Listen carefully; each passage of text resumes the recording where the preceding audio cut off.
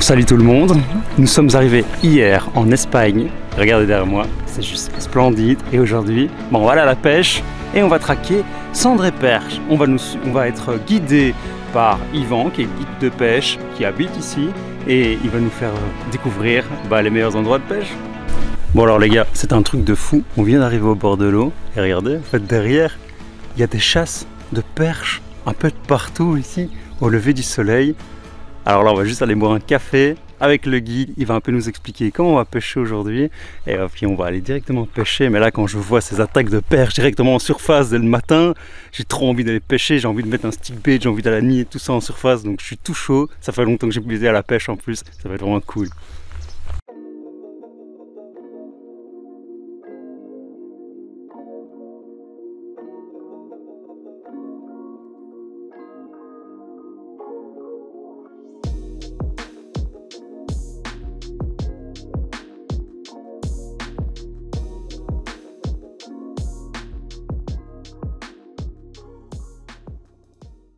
Bon, il est l'heure pour moi de commencer ma pêche. Voici mon leurre.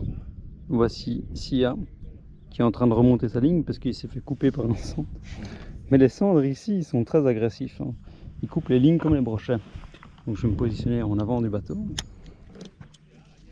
Je laisse tomber mon leurre. Aurélien teste une nouvelle technique de pêche. Farniente technicos. Tant que tu tiens ta canne, tu peux avoir du poisson. Ouh. Heureusement qu'il fait pas partie de la compète, hein, parce que... Oh, c'est un petit, non? Non, c'est joli. Non, c'est joli. C'est joli? C'est joli? Attends. Non. Elle est où? Elle est où? Elle est là, Merde, je me suis mis dans le moteur. Ah non, ça va. Je regardais pas, je pensais que je m'étais mis dans le moteur. Ah, c'est pas énorme. Ça... Ouais. C'est pas très gros. Maximum 60, moi je dis. J'ai l'œil, hein. J'ai l'œil, j'ai les lunettes, je le vois. On Hein. pas besoin d'épuisette. Mais non, mais je l'ai vu attaquer à 20 mètres de fond. Hein.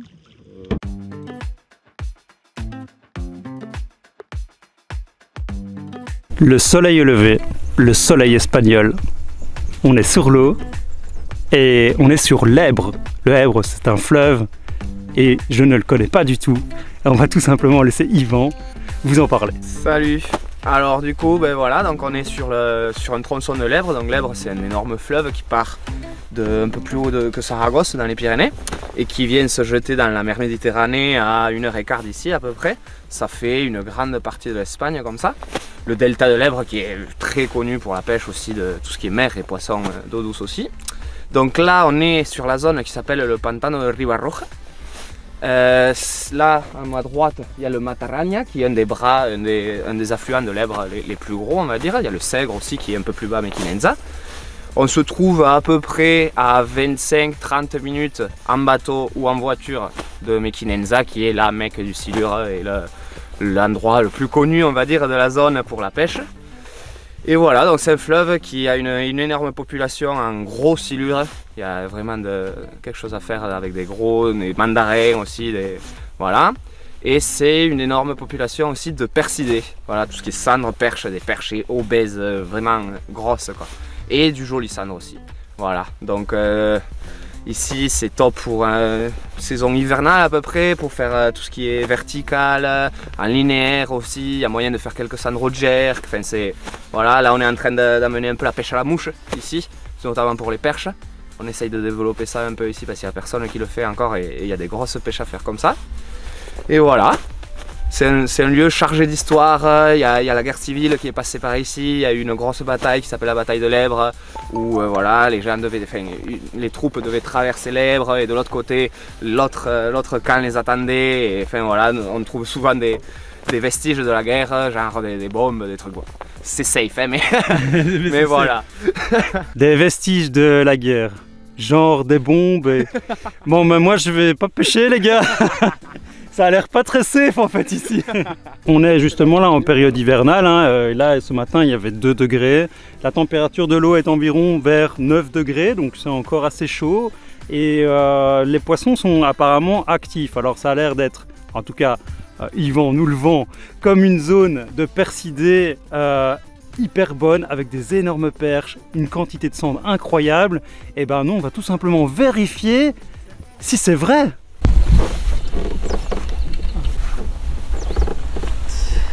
premier poisson. Ah, il a mordu quoi.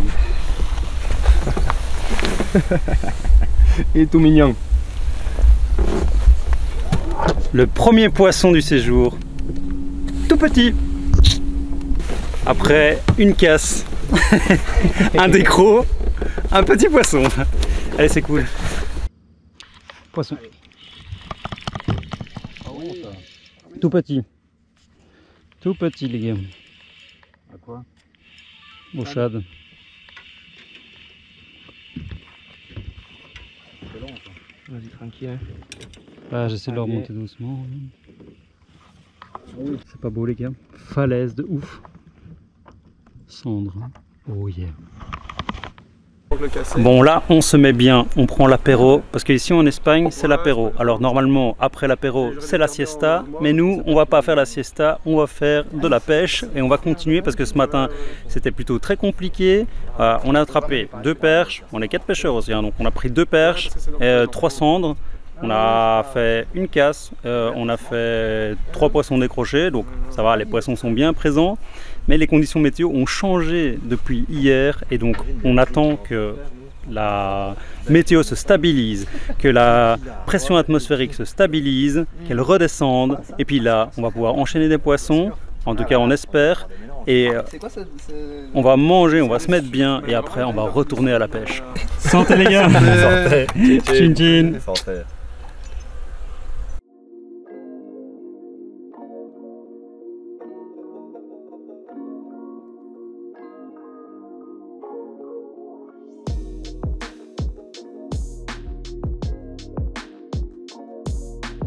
Voilà. Super.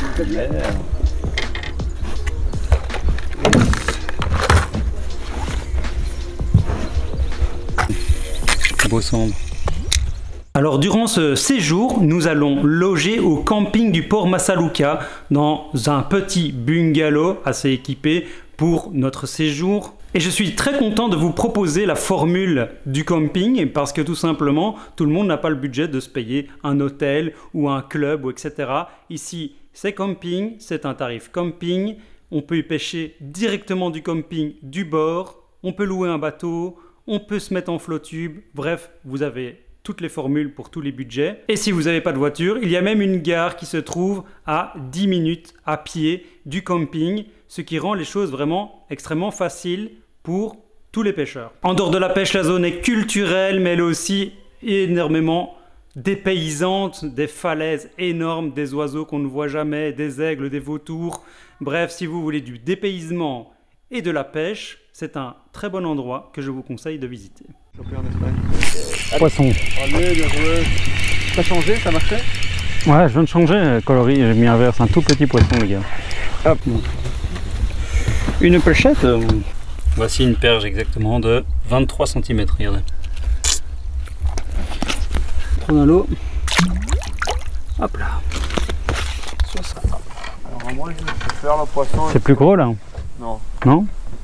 Est-ce que j'ai mis ça? T'es en quoi, dans 2 pouces? 2 pouces blanc, shad. Je suis en blanc aussi, mais je suis en 4 pouces. Oh merde, c'est là. Il faut que j'aille doucement. Non, là c'est bon. Non, mais j'ai pas. Voilà. Ah, bah c'est un cendre. Il n'y a pas vraiment de perche ici, il y a le cendre. Ici. C'est une belle photo de là. C'est bon. Allez. Bravo. Tu pêches le basse ou ton coéquipier poisson? Beau? Non, sur la descente, mais...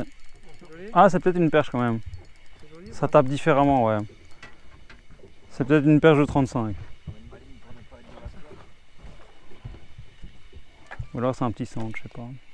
Non, ici ça m'étonnerait, ça marche. Ouais, c'est une perche de 35 là. C'est un centre, j'avais dit que c'est un petit centre. Petit cendre. Yes, super, bravo. Il va pas rentrer dans la piscine. Non, je pleure. Yes, ça c'est un beau cendre les gars. Boum. Ouais, là, y a... Ça c'est du cendre. Ça, Là c'est du cendre. 75 ça. Ouais, ça c'est pas du petit cendre. Là on commence à vraiment avoir du poisson de qualité. Alors on est sur un spot à perche, mais le cendre est quand même bien présent. Et là, franchement, c'est le plus beau poisson de la journée, les gars. On va quand même le mesurer pour vous donner une idée de la taille de ce poisson. Mais là, on est sur un poisson de, je dirais, 60, 65. Non, plus. Tu penses plus? Fait. Bon, je l'ai pris sur un chat de 4 pouces.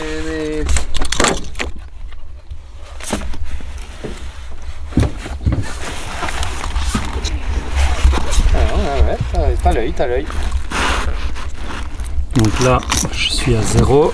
Et là, je suis à 67. Ouais, bah en fait, t'as raison, j'ai dit 60-65, toi t'as dit 70. Et en fait, on est entre les deux, entre toi et moi. Voilà. Quoi. Super, toi, tu tires vers le haut, t'es un vrai pêcheur, et moi, je suis un pêcheur réglo, tu vois. Super, voilà, on est à 66. Boum. Merci, guide.